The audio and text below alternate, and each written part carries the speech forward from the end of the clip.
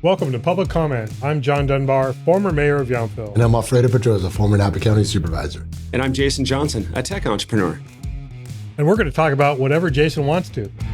It seems like people are really gullible, so they believe the things that reinforce their own opinions. The fact that I went to Mar-a-Lago, I have some people that won't talk to me because I went to Mar-a-Lago. That's the problem. It shouldn't be that way, right? It should not be. So Alfredo, we are really excited to have a good friend of ours with us today, Jason Johnson. Anything you want to start with? You know, I'm curious, how did we all meet? I think it was actually you that said you should meet this guy that's recently from San Francisco. He's a tech guy.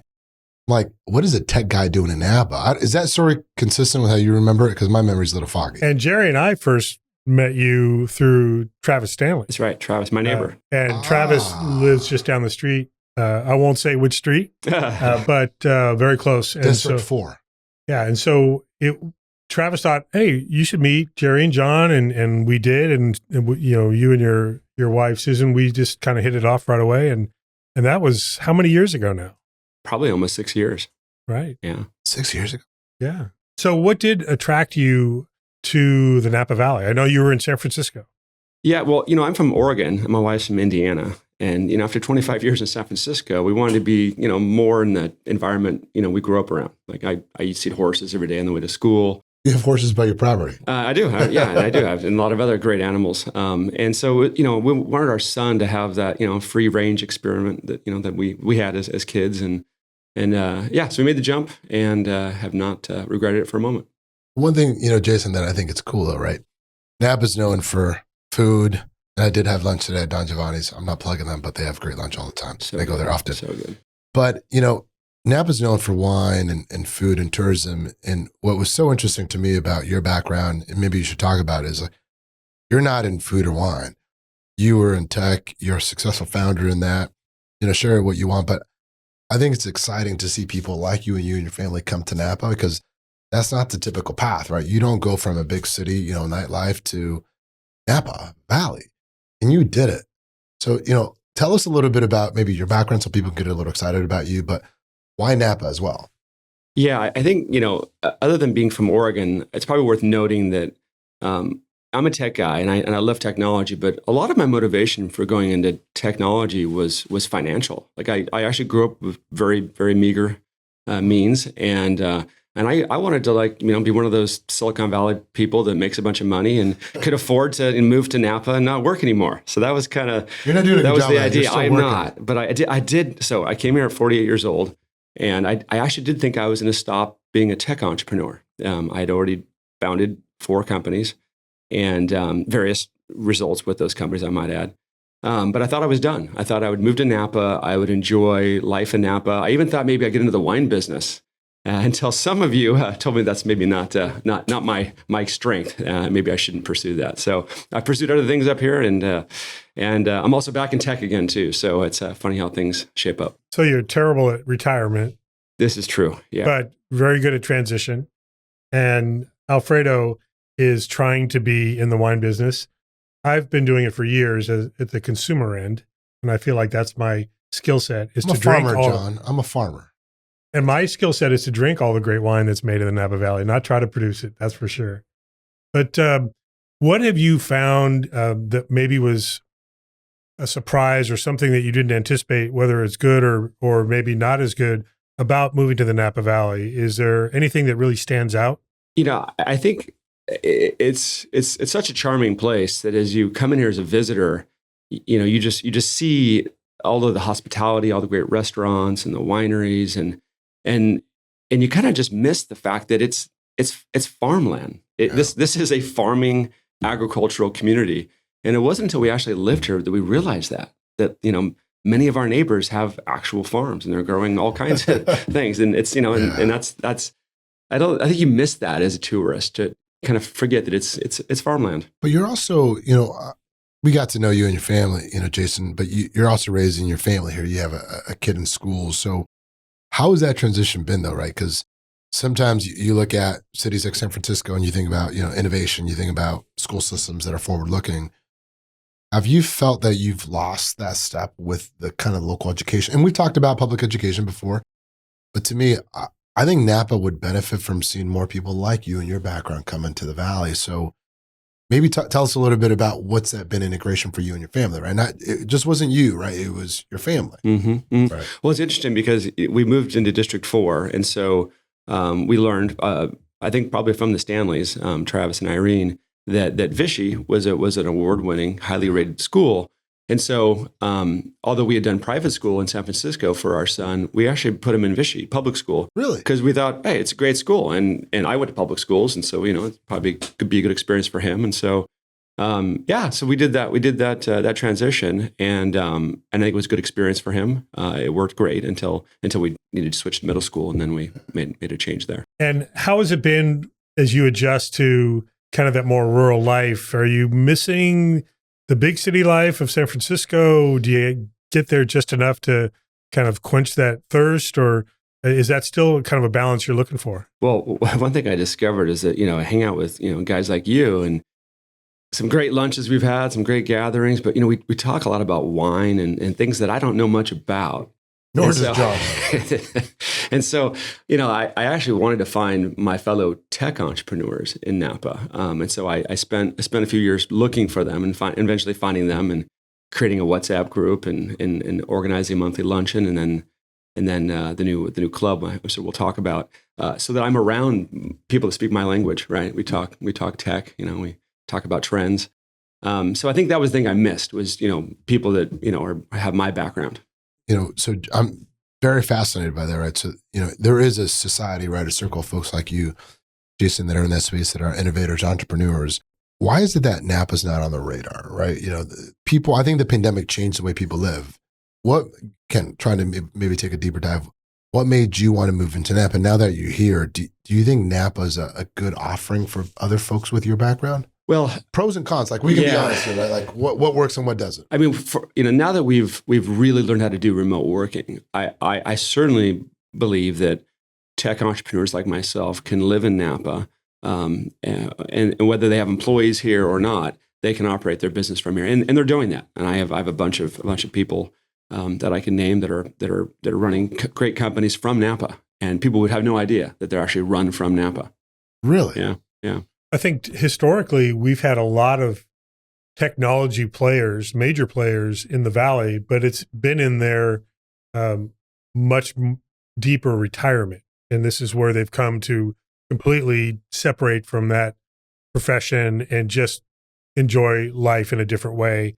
And so it's encouraging. Certainly, I think we would agree that you and people like you have embraced merging the two lives, if you will, the heavy technology now with the heavy rural kind of natural beauty of agriculture, getting your taste of it, whether it be literal taste of the great food and wine that we have here, or even getting into production levels. And I know Alfredo, in his very clean boots and uncalloused hands, is out, toiling in the fields.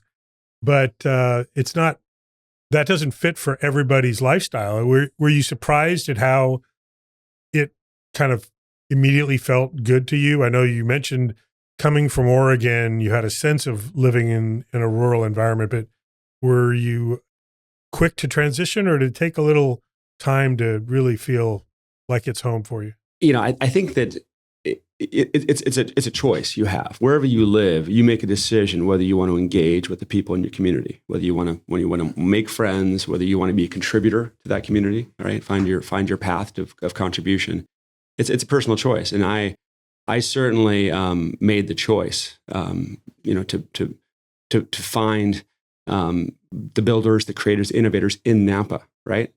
Maybe not doing tech, but they're still entrepreneurs just like me and my friends in Silicon Valley. They're just doing it in wine and hospitality and in other ways. And in that way, we all speak the same language, right? We're all figuring out how to build something, create something that has value and is exciting and profitable. I found those people for sure. I would just quickly like to follow up on that, because I know like the Napa Chamber of Commerce and small business, other groups are really working hard for creating more of an incubator mentality and opportunities for folks to really get creative. I know there's a new initiative supporting makers of things, and that's kind of new for this valley. So it sounds like it's really a timely thing as well. That might have been something you just stumbled across, but you've been kind of proactively helping shape that, it sounds like, and really kind of bringing people out from the shadows almost to really participate. And I know you're participating both in some of the kind of nonprofit spaces as well as working with a state agency, in addition to some of the other startup ideas that Well, you're let's not still talk about cultivating. government. Like those government agencies are boring. So like, let's talk about the fun stuff, right? But it really does show the commitment Jason's talking about. He's not Engagement. just bullshitting us. Being on the Little Hoover Commission for the state of California is a big deal. The Napa County Land Trust is also a big deal. And so it's not just like, oh yeah, you're showing up to a Rotary Club every month or whatever. It's like really participating. Enough of the politics and government agencies. We believe in Doge, John. Didn't you see those emails that we got about that? But look, all joking aside, I think what's fascinating though, Jason, is, you typically have the typical path of an entrepreneur, right? They do well, then they sell a business and then they kind of cruise into retirement maybe, and then they want to kind of give back. You're different in that sense. And how lucky is Napa to have people like you, right? So, because there's a human capital component, right? And I remember when we first met, you still had that itch, like, I'm not done, right? And you asked about politics, you asked about public service, you asked about how can I give back? And you had like the social club that you talked about. And to me, it was like a sense of purpose. Like, how do you galvanize people to want to give back and serve? And I think your latest venture, the Napa Valley Car Club, right? Tell us a little bit about, how did people come together, right? And these are folks from all different walks of life, man, but wanting to create something different. And I think it's that entrepreneur spirit, right? Different form, different context, but it's healthy for Napa, right? So just tell us a little, how do things like that happen and why do they not happen more often? It's great to have a vision to want to like create something that doesn't exist and find a need in a place like Napa, but you also have to have the resources. So But resources are here though. Like Napa hasn't struggled for people with wealth and dough, right? Yes. So it's, you saw something different. Yeah, I think, so early on, living here, I realized that a social club would serve a lot of, you mentioned Rotary a minute ago, right? So once upon a time, the people were very active in Rotary and Lions and Kiwanis and all those clubs, and they're all great. And I hope people still are engaged in those. I've had fun at the Elks Lodge here in town. But I think people are less involved in those. People are also going to church less. We just have less, if you will, opportunities to gather together and create community. And I realized that not only are there tech entrepreneurs here in Napa that need community, but there's also all types of entrepreneurs and builders and creators and innovators and artists and people that want to be with people that are also building and creating. And so my thought was pretty early on when I got here let's try to find a way to create that, to create a physical space where we could come together on a daily basis and have community and have fun and hopefully create some good things together.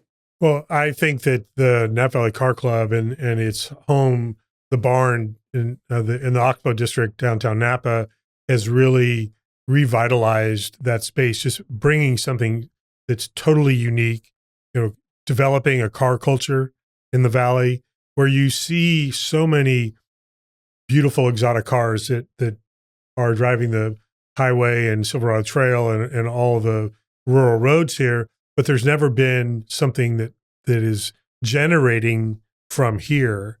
It's always been people, they're driving in from San Francisco or Sacramento. And now you and your partners are creating that culture here, and you're making it a social experience. I mean, I don't even know how to open the door to most of those cars, but it's still a very cool experience. And you're also educating people about it. So how is it that kind of became an area of focus and opportunity with your business partner? Yeah, it's really interesting how it came together because as you know, I was just looking to do a social club, like a building like downtown Napa, and I there was no theme per se, right? And part of the challenge in doing that would be to lease a space put a lot of capital into it, and then you just don't know will people want it or not. And then, Andrew Mazzotti, he had come to me about a year and a half ago with the idea of starting an exotic car rental business. And believe it or not, I'd actually researched it myself. I had actually visited some of the concierges at the hotels and asked them if there was anything like that, and there is not. Well, there is now. There is now. But Andrew had called me and said, "Hey, you want to do this with me and a couple of the guys?" And I actually said no because the idea of like renting out cars, being in the car rental business, wasn't appealing to me. And at the time we had the conversation, I didn't think about combining the two. And then we started playing poker games at Charlie Wagner's grandpa's barn up on Galeron, and I organized a poker game, and I ordered food, and people showed up, and then some people would show up not even play poker, just to hang out. And then we realized one day, oh, we have a community. Like we kind of created this little community up there, and I think that was the spark of, oh, maybe we should combine the two ideas. And so we got this space just south of First Street in the Oxbow that actually has 6, 7 giant garage doors, big, huge, empty warehouse, and it had a bar already there. Like it was already made to be like a hangout, a social club, and house all the cars. So we combined the two ideas together, and now you have the Napa Valley Car Club. But to that point, though, not that we're making fun of Rotary or Kiwanis or the Lions Club, definitely not, because they serve a purpose. But having been part of those organizations, it wasn't maybe people that look like John a little bit older, but if you looked at the demographics, it tended to be a little bit older. But there was a social purpose. There was this construct of wanting to belong.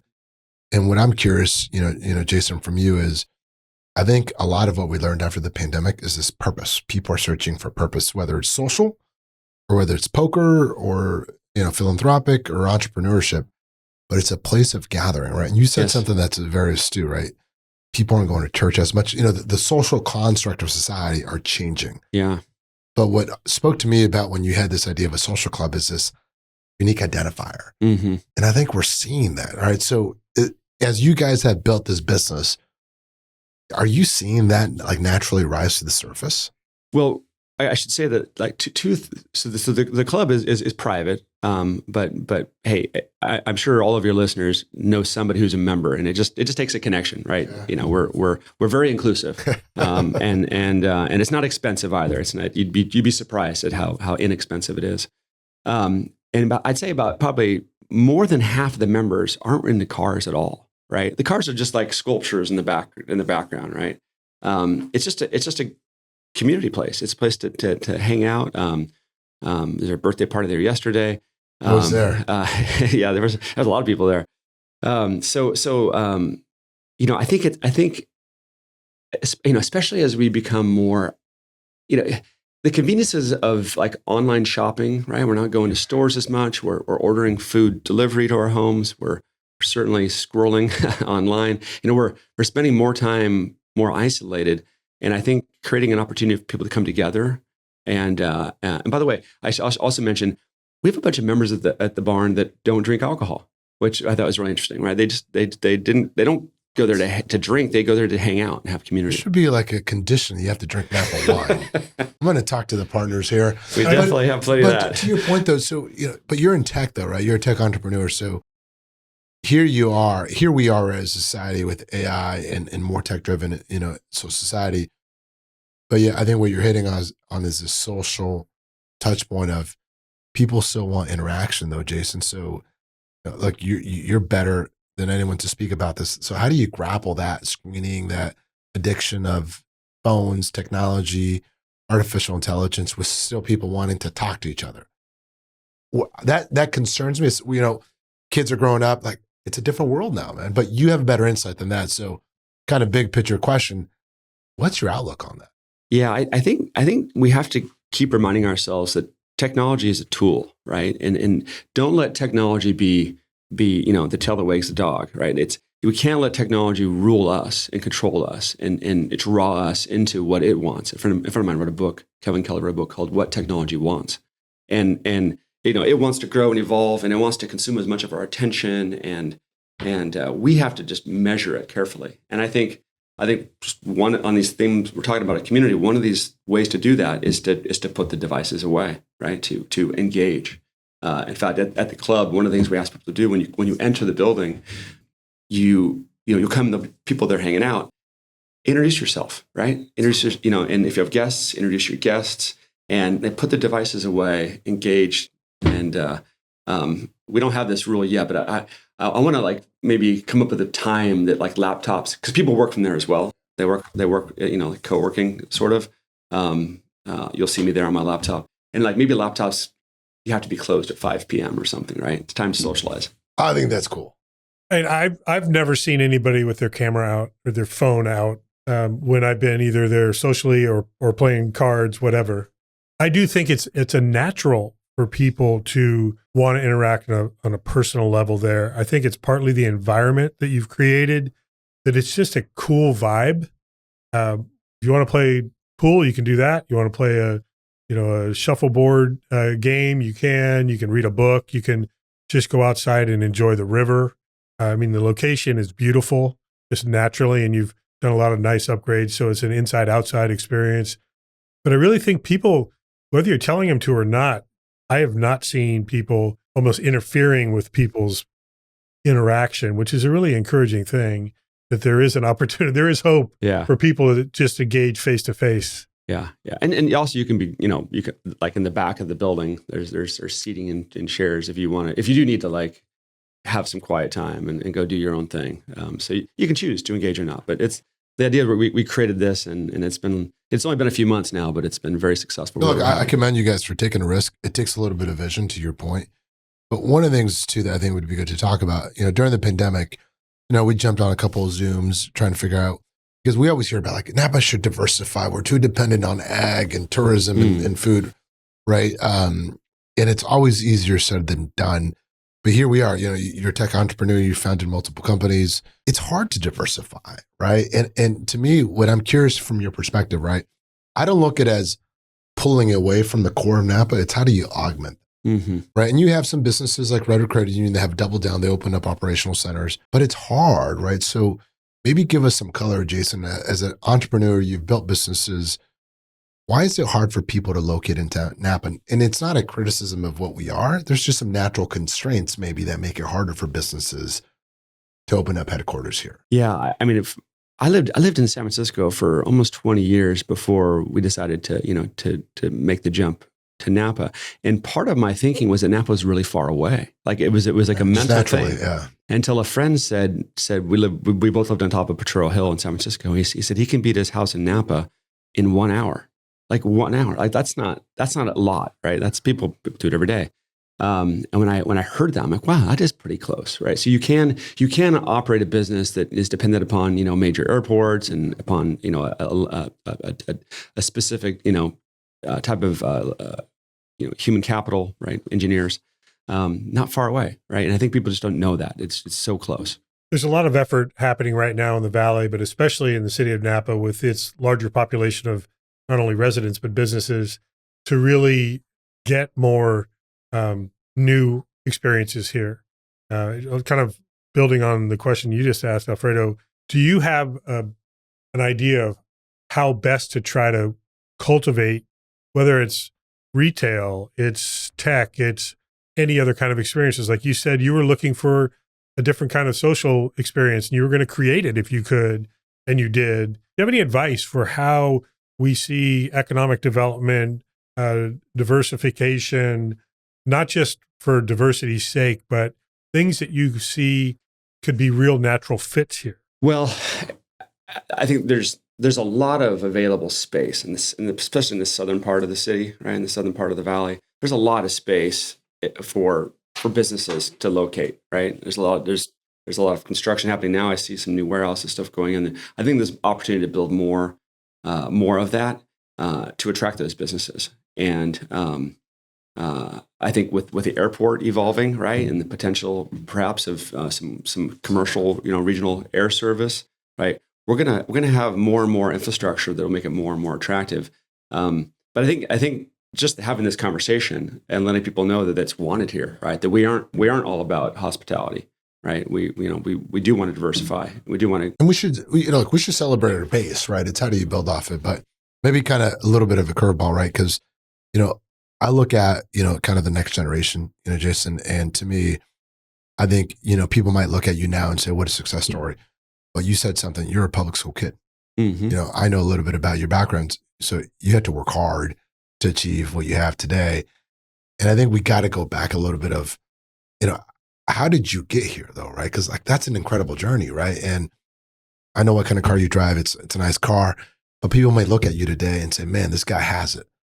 But tell us a little bit about your journey and what made you want to get into entrepreneurship. Because I hope there's people that are listening and they're listening and they're hearing you, man. And we need to do more of that, right? It's the storytelling, not just from the outcome, but the journey.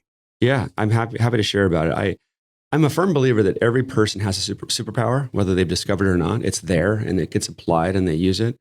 And I've certainly discovered over the years that my superpower is what you just described. It's the fact that I came from a humble beginning. My mother was 16 years old when she had me. So we grew up on government assistance, right?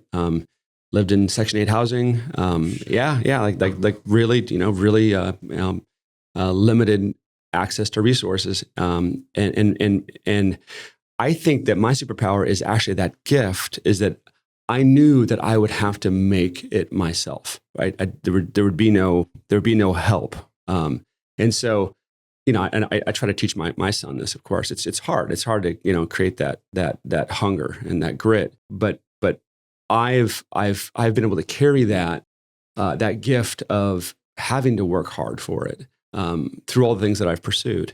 And so what I would want to say to someone who's listening to this that is, perhaps young or is trying to do things and is struggling is to actually recognize that struggle is actually your gift, because it means you're hungry. It means that you're trying. It means that you're willing to be in the arena and do the fight. And you probably have friends that aren't comfortable doing that. They're not comfortable, battling like you are. But you're in it and you're struggling. But that is actually going to make you a better, more capable, whatever it is, whatever that pursuit is. It doesn't have to be business. It could be in the any arts. Space. It could be any space. But it's that hunger and it's that knowing that you have to do it. You have to be self-reliant. And of course, people are going to help you. I had many people helped me. It wasn't just my grit. It was certainly lots of really wonderful people helped me, and including you guys when I came to Napa as I start all over again. Well, I love the creativity that you have chosen for your life, because you aren't just buried in technology or buried in work. There's still a lot of commitment to that, and still wanting to create things and advance technology in your own special way. But you also enjoy life. And I've been at events where you've been DJing, where you've we've shared some nighttime out with some really kind of innovative, creative entertainment in San Francisco, stage shows, things like that. Legitimate stage shows. I'm not going to ask for details. Always has continue. to challenge, but it's great to see that you're able to find that balance of work and enjoyment, entertainment, at a very personal level too. Your family's clearly important to you, and you're often doing things.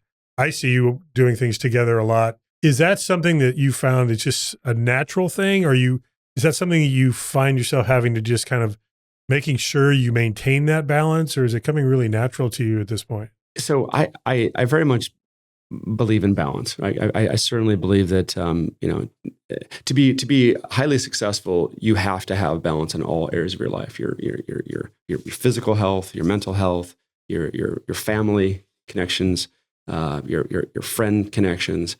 All that has to be in harmony and balance for you to be successful at work, right? And I when I say that I wouldn't have been able to build my most successful companies without my wife there with me, I really mean that. Like she was a tremendous support to me, especially in the latter companies. Like the my biggest failure of a company was when I was not married, right?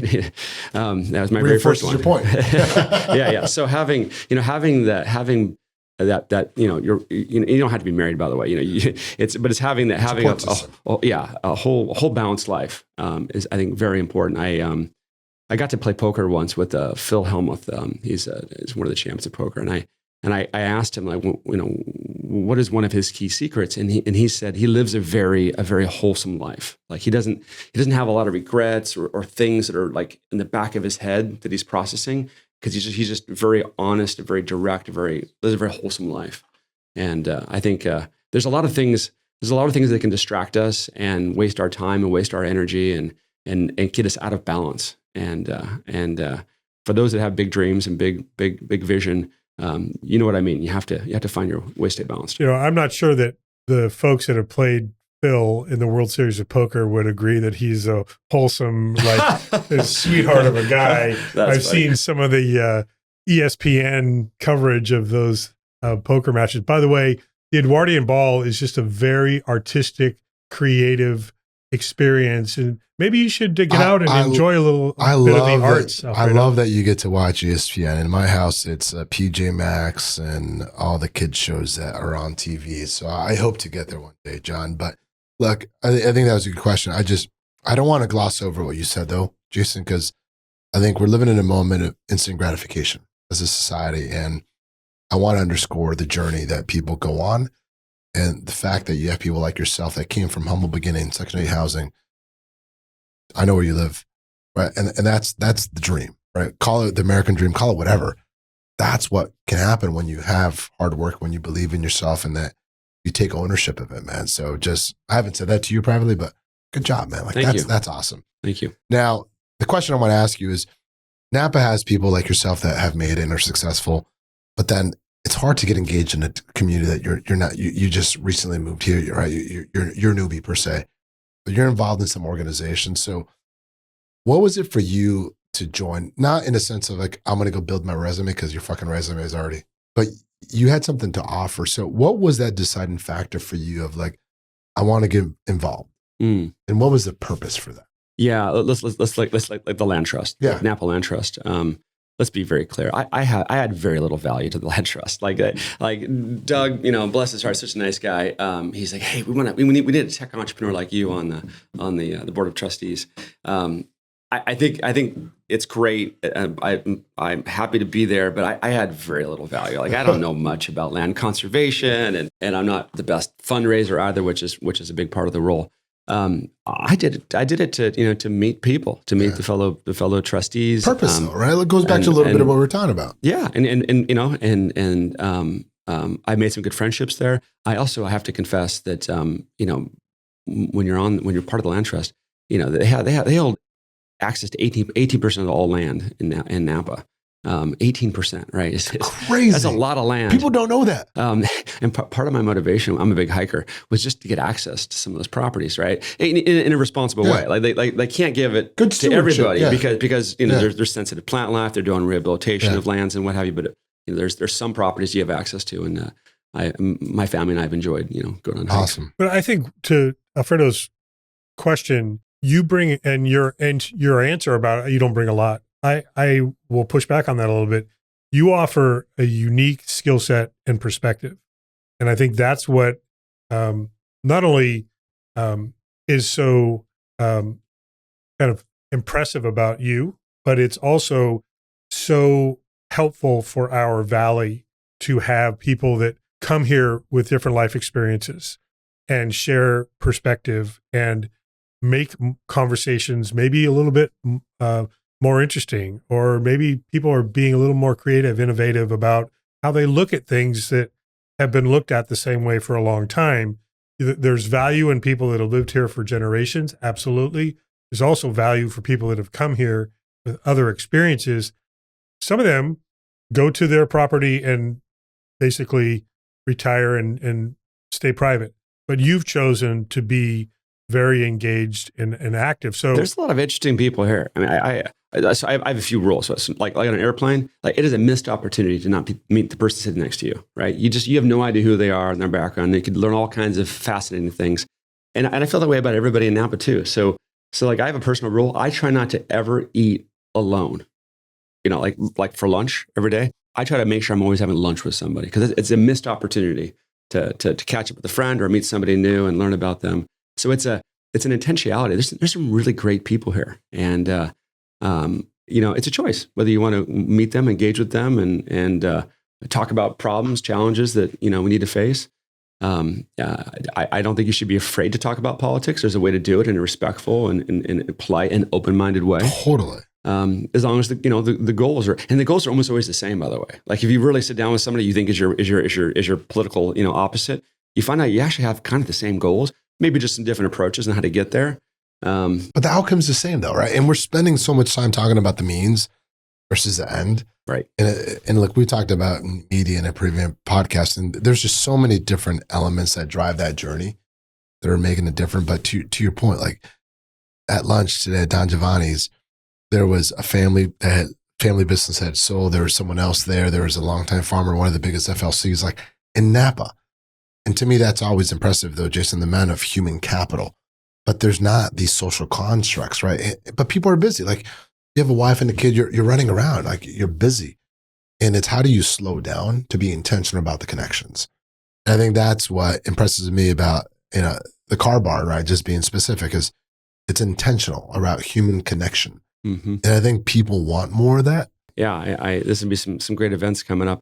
I don't want to miss the a little more touching on politics. I know you guys are we can take a deep dive into you two are you've spent many years in public service and the challenges of politics. But I have to say it's I don't know if you guys heard this, but me and my partners at the barn we recently went to an event. Where was this? Yeah, where was this event? Yeah, this is I won't say where it was. So there's an annual event. It's a car, fashion, and art show, and it's at Mar-a-Lago. And so I'll say I'm not a Trump supporter. I'm not a Republican. I'm an independent. But I certainly respect POTUS, right, and the role there. And so we went to Mar-a-Lago, went to this event, and sure enough, Trump is there. He has dinner, just 2 tables over, him and Elon having dinner both nights. And I posted some pictures online.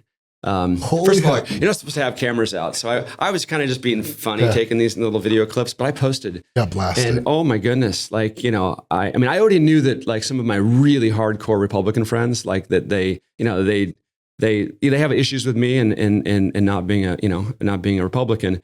But now I've pissed off my Democrat friends, right? The fact that I went to Mar-a-Lago, I have some people that won't talk to me because I went to Mar-a-Lago.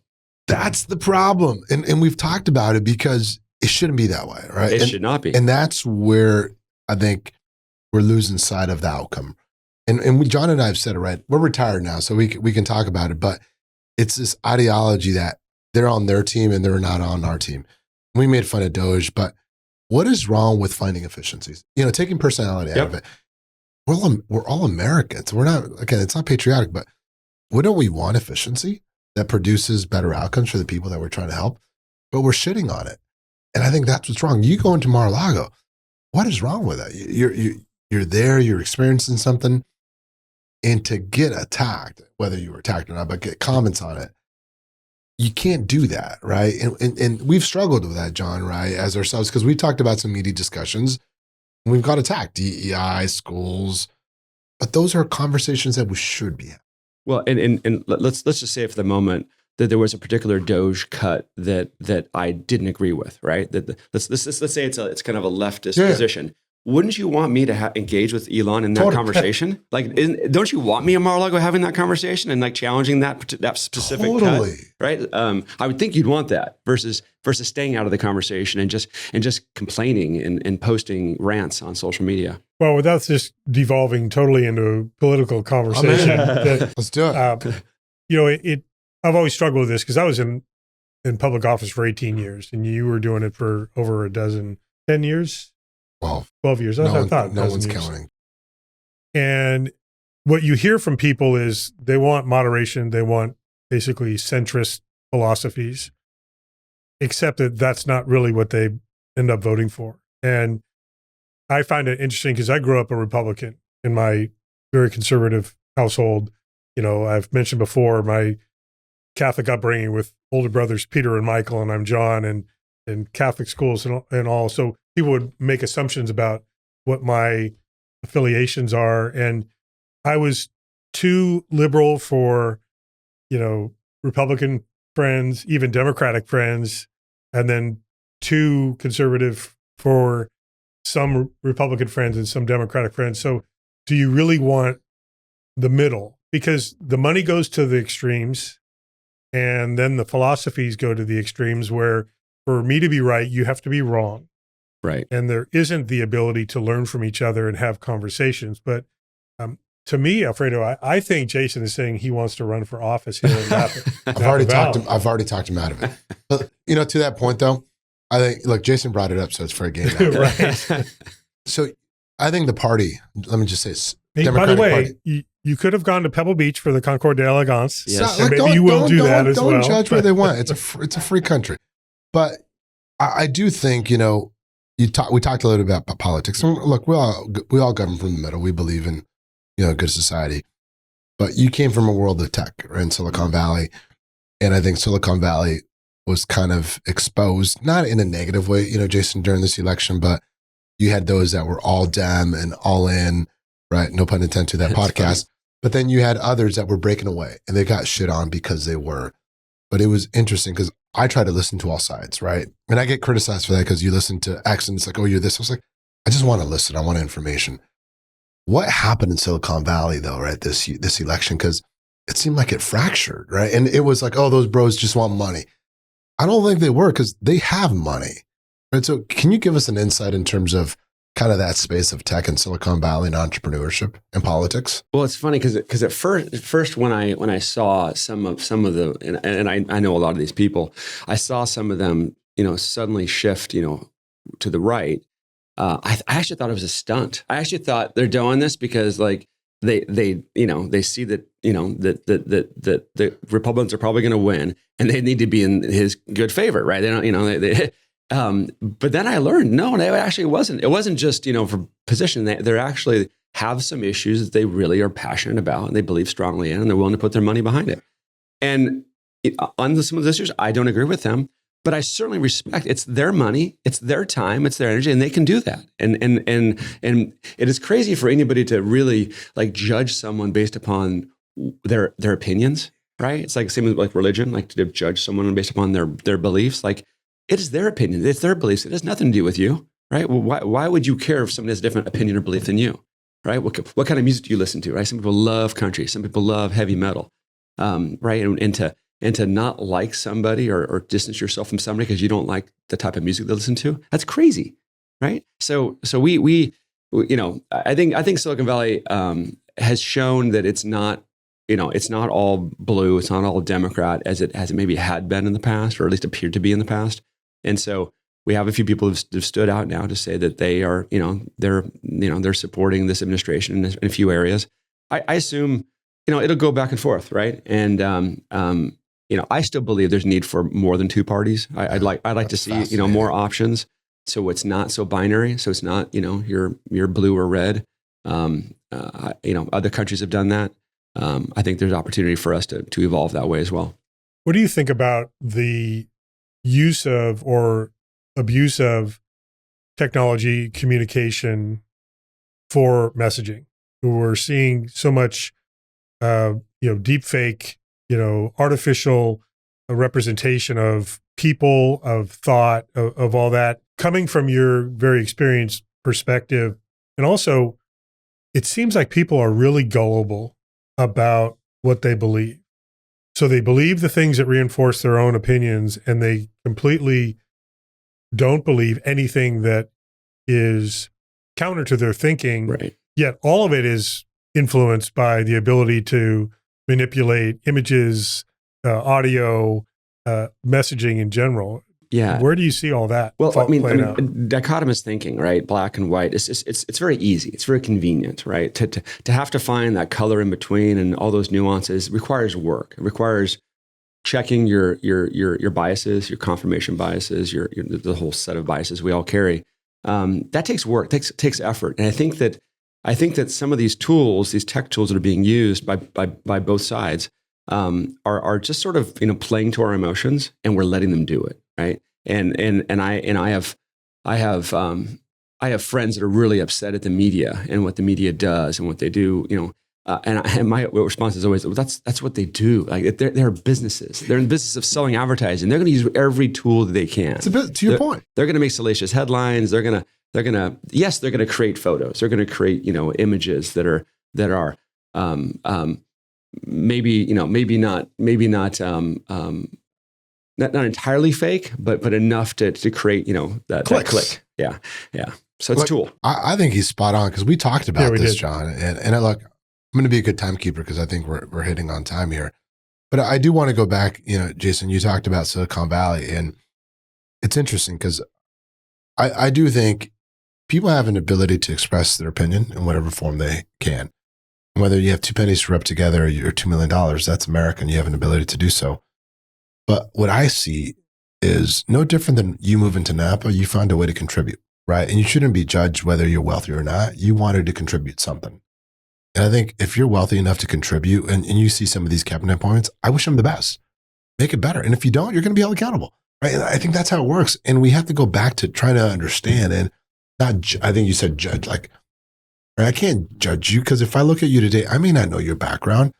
And I think we're too quick to judge sometimes. And I think that's where we got to go back to the basics a little bit. Let's listen more to what's driving people. And how great is it that California has Silicon Valley in California? Like, let's celebrate that. Let's not drive people out, because you're seeing a little bit of that. And then we applaud that. It's like, you're moving to Texas. Texas is winning. Like, how's California winning in that case? Yeah. We certainly need to stop the loss of companies, right? Too many companies have jumped to Texas and Florida. And I'd like to see more efforts to keep our companies in California. Yeah, and I'll wrap up real quickly with, we forget sometimes how incredibly valuable technology and innovation is. I think sometimes people underappreciate, like in healthcare and the advances we've seen in technology and innovation to provide care for us at all ages, all generations. Thinking about yourself, aren't you? Always am. And, I think about some of the amazing, you just talked about Silicon Valley being, just a short drive away from us. Think about some of the amazing medical centers and the ones we have here in the Valley, and also at our disposal for some of the best care we can get anywhere. A lot of that has to do with technology and innovation and people dedicated to advancing those things. And that's basically just, a few miles away for us. We forget, because it's so convenient, that the rest of the country doesn't have those kind of opportunities to build from. So I just love your way of thinking about life and your balance, because I think when we were in public office, it was really hard to keep that balance because we commit so much to serving others that we sometimes forget to serve ourselves a little bit for just kind of our own, mentality. So cheers to you for finding that balance. You suck at retirement. I'm sure Susan has told you that before. Yeah, I failed. But while you still have the creative mindset and opportunity and resources, I don't think you're ready just to sit and play pickleball or DJ, but you'll find time for each of those things in your life. So thank you for being with us and having a really, really smart conversation. I think this was awesome, right? To me, we already knew a little bit about you, Jason, but to be able to share that, thank you for taking time. And I think technology is a tool. All right, that's something that I'm going to remember. And the other part is, I think I'm going to start choosing the wine, John. Well, to continued commitment to our community and service, and also finding some time to enjoy life. Thanks, guys. Cheers. Fun. Cheers. So, Alfredo, what did you think of our conversation with Jason Johnson? Look, John, I think it was one of the more dynamic ones, right? You have a tech entrepreneur, right, that's talking about their journey. And I wanted to spend some time, talking about what he did, man. We talked about the American dream in so many different ways, but here you have a guy that did it, that worked hard. It is a success story in his own, but he still wanted to give back. And How lucky is Napa that you have people like him? He's just one of many, man. But to be able to highlight that in our podcast, I thought that was pretty cool, man. I really like the fact that he talked about and really has lived about becoming part of the community and engaging in ways that are way outside his tech career. He's still doing that. He's still being innovative. He's being kind of a leader in technology, but he has really embraced being a Napa Valley local. Yeah. And look, you have people like him in Napa. And I think where we're falling short is, how do you get people like him to contribute more, to get engaged, to create jobs, to create revenue, but that human intellect, that's what I'm fascinated by. So if there's anyone that's out there that's listening, step up, get more involved, contribute. Just because you made money, I'm gonna use your word buku, right? You made buku money in another industry, you're not off the hook. Napa is your home. Now, get off the couch and contribute, just like this guy. I do remember calling you out for using that word before, but it does apply. It does. And I really also like that he has found opportunities here to be innovative, to be, creating that incubator mentality, bringing some of that tech perspective here. I know we're so close to San Francisco and Silicon Valley, and there are a lot of people that have history in the tech world that live here, that work here. But I also really like the fact that he brings an energy to build on his life experience and be one of those people that's still being creative, being dynamic, thinking of things that we don't have here, experiences we don't have here, and just creating something new and interesting. I agree, man. Look, my takeaways, technology is a tool, right? And it takes two to tango. And what I mean by that is, if you're an entrepreneur, get engaged. If you're the community, embrace change, embrace new people, because everyone has something to contribute. And don't be afraid to kind of bring a different perspective and have a conversation so that we can all kind of learn from that and really be those next generation of thinkers that I think are really going to benefit Napa Valley. Cheers to that. Cheers.